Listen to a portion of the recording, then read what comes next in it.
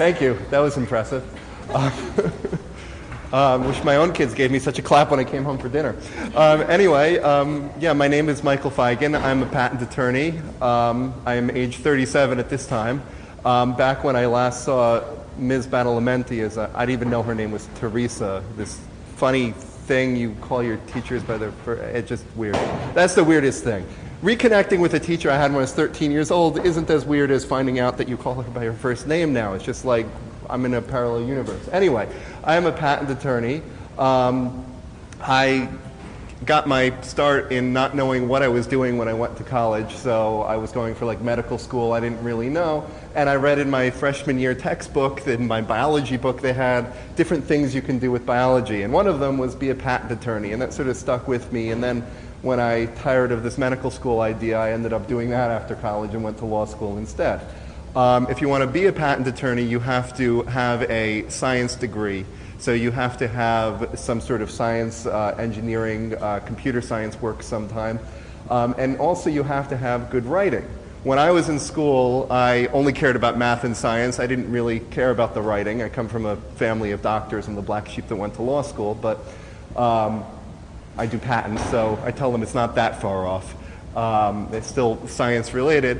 And I didn't really care for my reading and writing classes, but Teresa over there was very patient with us and gave us many interesting writing assignments, which turned out I used later. And I'll show you how I remembered this and this came to be, so if you could give me the next slide. This was an actual 8th grade writing assignment. I had her for reading and writing class in my 8th grade when I was 13 years old, her first year teaching. And we got to choose our projects. I don't know how it works here, but we got to choose our writing assignments. And one of the writing assignments was write a 75-step guide to making a peanut butter and jelly sandwich. Me as 13 years old said, oh, that's silly. Okay, I'll do that. That's an easy grade. I don't really like writing anyway, so we'll write something silly. And it turns out it wasn't so easy to write that out in 75 steps, and it took a good amount of time. I did it with one of my friends and whatever. We had a good time. And then when I was 37 years old, I got this patent issued. And this patent is for a method of printing a picture onto a locket comprising the steps of, I highlighted them so you don't have to read the whole thing, but this is actually what a claim looks like in a patent application. So that 75 steps to make a sandwich turned into, well, about 5 steps to printing a locket. And this guy sells on the internet these lockets. If you look up, I want an engraved locket, you probably find him. It's picturesongold.com is his website, free advertisement for him, I suppose.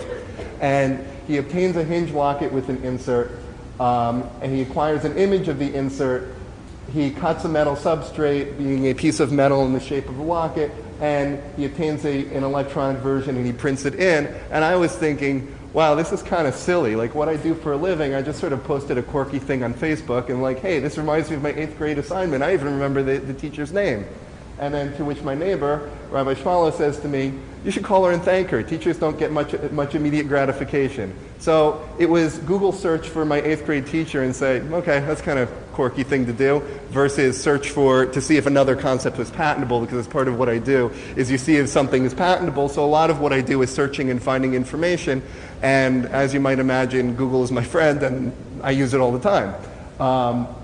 A Google fan. My phone is a Google phone plan too, whatever. Anyway. So I went and did that. I searched Google, and thanks to Google also correcting spelling, because I couldn't spell Badalamenti. I don't even know if you guys knew that was her last name. I went and found her and messaged her, and here I am. So that's a crazy story of what technology does for you also. So moving on, these are the types of intellectual property. You've got patents, trademarks, copyrights, and there's also trade secret. Trade secret's real simple. Don't tell anyone. Keep it secret. But patents this comes from what Thomas Jefferson wrote. The patent system, patents actually date all the way back to Venice in about 1600s as the first proto-patent system. But patents are whoever invents or discovers any new and useful process, machine, manufacture, or composition of matter, or new and useful improvement thereof. Any of those things are patentable. And I'll go through examples in a moment. I'm going to go through these in reverse order in examples, but other things I do is trademarks and copyright, where a trademark protects any name of your product. So, and a copyright, we'll go through this first, then I'll talk a little more about each one. Copyright is original work of authorship, literary, artistic, musical material. So I'll go through examples, but this stuff turns out to be incredibly useful, and I think it's great that you guys, have class like this where you talk about these things, because I didn't really learn this stuff in school. You don't really know, but this applies to so many different businesses, because any business that you have, you can trademark the name of. And if you use a certain name, for example, if you call your school Unity Charter School and don't know that there's another Unity school with a trademark in Milwaukee, there is, then you might have a problem.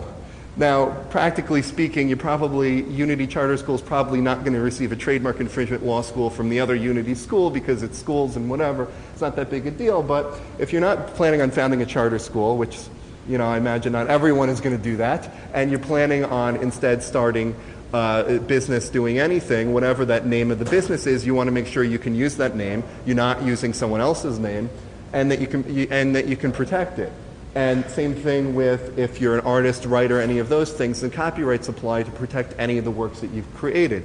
So I'll go on. I'm going to give examples of these backwards order. First, we're going to start with copyright. So this is an example. You might recognize this from your school's website. This is an article written on your website, and this is an example of something that could be copyrighted. This text is also videos, all those things you can file with the Copyright Office, and someone goes and takes it, then you copies it, you sue them for infringement. I have clients that file their jewelry designs. I have clients that file their movies and their arts and their comics and whatever it is that they're writing. Basically, anything you can write, reduce it to tangible medium, can be protected by copyright. I will take questions at the end, but thanks. I'm going to go through. We're going to do 5 more minutes of slides, and then we're going to do 10 minutes of questions at the end. So we can go on to trademarks. And these are trademark examples. The Unity Charter School logo is an obvious thing that could be trademarked. In the industry of schools, it's not so important that you have trademarks on that. Like, really, someone's going to copy Unity Charter School and use your logo somewhere else? Probably not. But if you're in any of these other things, the herb grower, this guy sells plant seeds. This is a guy that sells tree tents. That's his logo. American Farmer, you might have seen them in Costco. These are all trademarks I filed. American Farmer is a brand of popcorn. Fund Pro is a guy that does financial analysis and financial reports for people. This symbol over here is actually just a repeating pattern on jewelry. And if you see the jewelry, they've got their rings and whatnot, and around the ring are these little things all around, those little repeating S's, and that's all protected. And this over here is another trademark I did, which is a bit similar to some more famous ones, but that is the pattern that she puts on her handbags to protect her handbag pattern, in order that no one else is using her patterns, and that makes her products distinctive. And that's actually a huge industry of the tens of millions of dollars that cosmetic and apparel companies spend on their marketing. They protect the look of all of their products with copyrights, with trademarks, and also with patents, which we can go on to the final slide. And these are different examples of patents. These all the way on the left your left, are design patents. You can protect the look of a functional object. So that's a look of specific jewelry. This is, again, the tent guy that I showed you. He's got the triangular tent. He's got these 3-post tents that hang from a tree. It's tensile.com. And he's protected the look of each of his tents in addition to his logos and the names of his products. This one over here is a jewelry class that's actually protected with both a design and a utility patent. Should touch on that. A design patent protects the look of the product, the look of anything. You could take this phone, and I'm sure they have, and you protect the outer shape of it, but if you're protecting the functionality, that would be a utility patent. So this one, the way it opens and closes, it's got this long thing, and this goes in and hooks up. That can be protected with a utility patent, and it's patent 9289035. And then in another example, this is a software patent, where basically the way this works is, here's the guy, he's displayed a first way, you turn your screen this way, you see around the side of the guy, you turn him this way, you see around the other side of the guy, and he does things with animation, that sort of thing, when you move it around. One more, I have some more final examples of patents, and then we'll go to questions. This is another thing. This is actually probably one of my most popular not mine, but my client's most popular products that's out there. Now that I'm filing his patents, I see these things everywhere. That is just a simple wire stand. If you ever go to a catered event or a place where they're keeping the food hot, or a buffet or that type of thing, he is one of the biggest sellers of these wire stands. And it's things you don't even think about that can be patented. The chairs you're sitting on are patented up the wazoo. Lifetime, they're probably Lifetime brands, if I had to guess. They patent like crazy. No one even knows the brand name, but no one can sell them because they patent every folding table and every chair and the way it functions, and they've pretty much locked up the market of fold-up chairs and tables with all of their patents and how they function.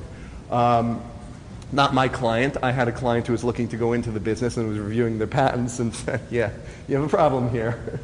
So, but these wire stands you see all over the place, and every time he develops a new one, this one is developed with these feet sit outwards so that it can stack well. He has others that have one place for the sternos instead of two, that use less metal or more metal depending on the application, and he's got half a dozen patents on these things and keep filing more for each time he comes out with a new one.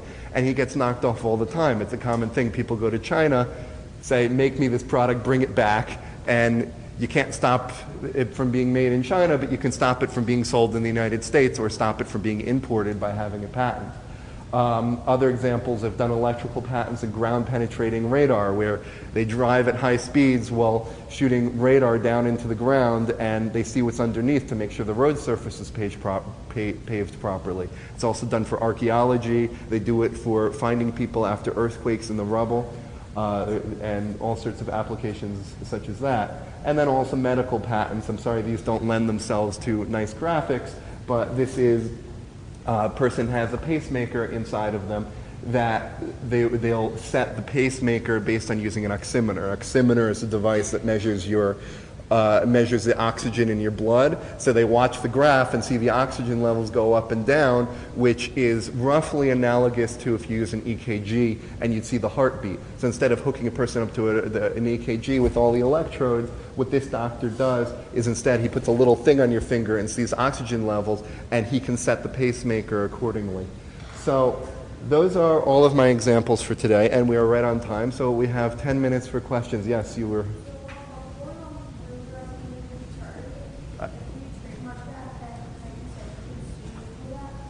Yeah, if you have a trademark, if you have any of these things, you can sue another person who does something infringing. So,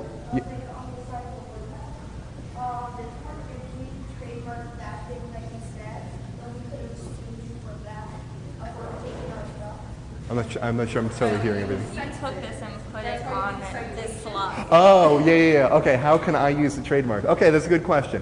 So a trademark really creates another word. It's another usage of a word in the English language. So you're only infringing. I don't know, do you guys ever see Coke versus Pepsi commercials or hear of them? Yeah. Yeah, okay, they're still kind of around. That was a big thing. They used to say, ours tastes better than the other leading brand. And everyone knew they were talking about Coke, or everyone knew they were talking about Pepsi, until one day they realized, hey, wait a minute, we can say we taste better than Coke. We're not claiming to be Coke. We're not claiming to sell their soda. We're referring to them. That's the whole point of a trademark. Referential use is permitted. I'm allowed to refer to your trademark. I'm allowed to say, hey, I'm standing in Unity Charter School, and I'm not infringing upon any trademark or any trade name. But if I say, I am Coca-Cola, here's a can of Coca-Cola that I'm selling, and I'm not Coca-Cola, that's trademark infringement. Okay. How much does it cost for a trademark? Government fee is between $225 and $375. And then there's renewals. You have to renew between 5th and 6th year and every 10 years, and you can renew a trademark as long as you'd like. Renewals right now are $325 per category of goods. Have you done anything with the Lubix logo? With what logo? Lubix logo. The what logo? Lubix logo. I'm going to go for no. I haven't heard of it, so I'm going to say no, I haven't.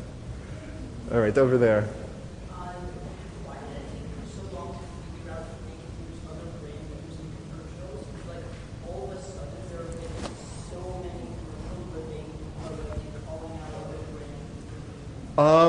I guess I don't know details on that. I guess back in like 1980s, early 90s, there was a different I guess, understanding of what the law would be until, I'm not really sure, maybe there was a court case or something where it was decided otherwise, or some lawyers decided otherwise for their client. I don't know, but basically the perception changed, and I don't think it ever really was a problem. It was just probably lawyers telling companies, be cautious, don't say the name, you'll get sued, whereas now it's sort of, once it sort of opens the box, yeah, everyone's doing it, like, yeah, we're not going to take a letter seriously we get from a company that says don't do that. That's just more conjecture, but that's what I'm guessing. Okay, up here?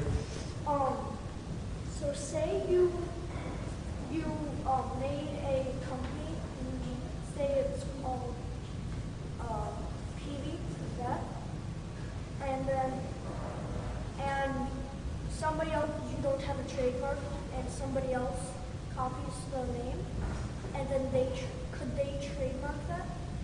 No. So what happens is there's an examination process at the Patent and Trademark Office, and it will be reviewed in comparison to other things. So as long as they filed a trademark, they have a registration, then you wouldn't be able to do that. The trademark application should be rejected. But also another thing to touch on is even without a registration, there's some protection. The fact that you're using a name in commerce to sell things, products or services, you still have some protection in use of a name. So you could always say, I was the first user. I was selling these speakers before you filed for that.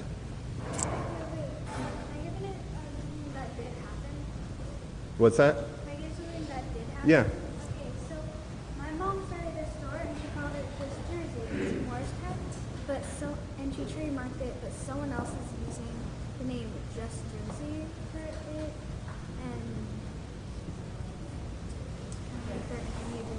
So what happens? Are you asking, like, if she could sue them because she already trademarked the name? Or are you just telling them? You just give a real life example, right? Yeah, so she gave a real example of, she said her mother was using a certain name, and then another person started using a certain name.